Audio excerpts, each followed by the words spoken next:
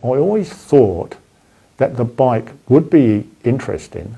I always thought it'd be popular. I had no idea it was going to be like this.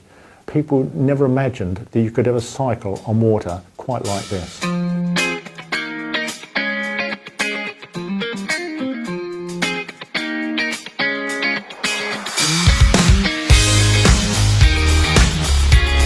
Greetings, Power of Positivity. My name's Guy Howard Willis. I live in New Zealand, that's down under, and I want to talk to you about the Manta 5 bike that I've developed and the founder of.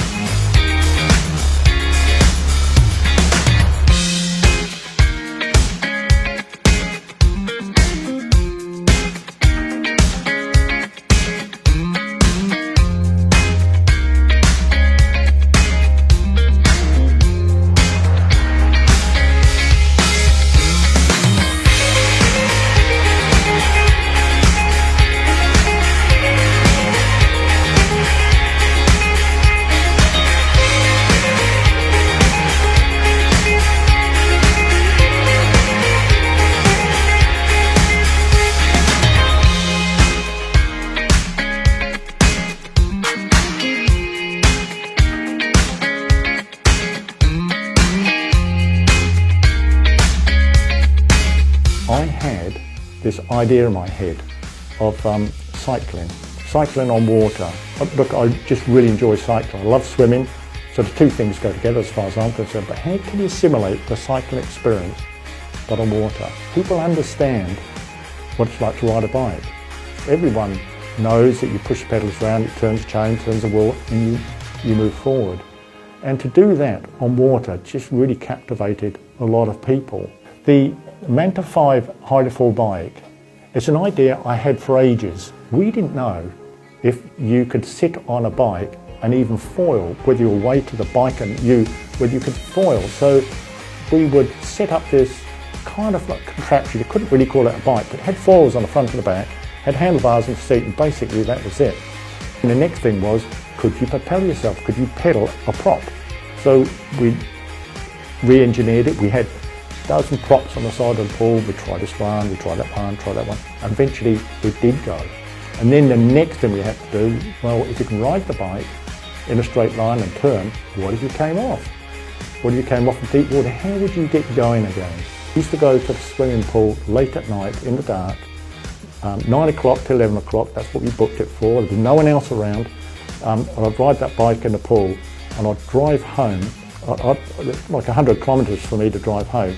My hands would be white and it'd be freezing cold, but it was really an exciting time. The part where it really got exciting was when we applied for a design award, and we won a gold award for a concept award, and it was on our national TV, on the news actually, and I don't know how this stuff happens, but it went viral, and it went across the world, and we started getting emails in a few at a time, and then 100 and then 1,000, and there was tons of it. Just went viral right across the world.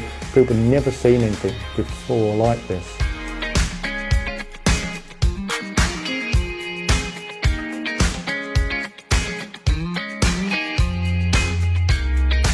What's really inspired me more than anything, I guess it's the fact that this is something that hasn't been done before.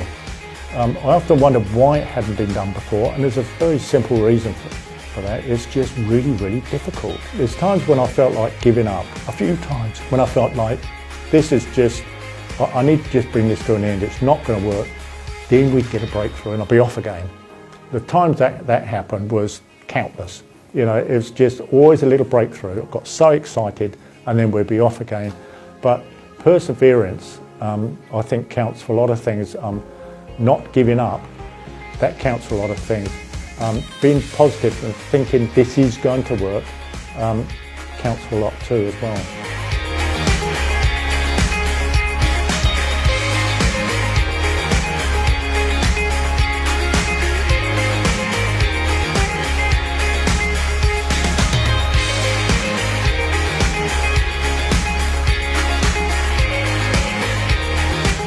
The most rewarding part of creating this bike is actually seeing people use it. The first 30 bikes we sold were in New Zealand. We just had a customer experience day on Tarawera Lake, and one of the fellows rode an hour across the lake to come and meet the group. And to see these bikes being ridden on the lake all together, that is, for me personally, that is really rewarding.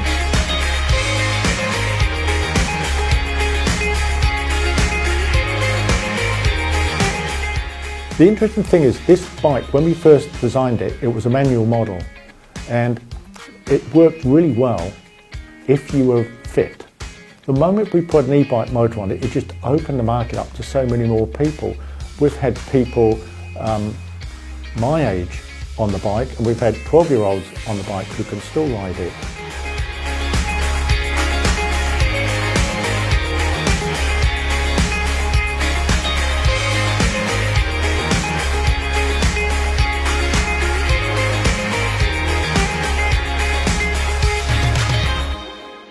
Will this one day be an Olympic sport?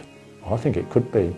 If we develop a manual model that you can race, it becomes competitive. Yes, it could well be an Olympic sport, so watch out for that one.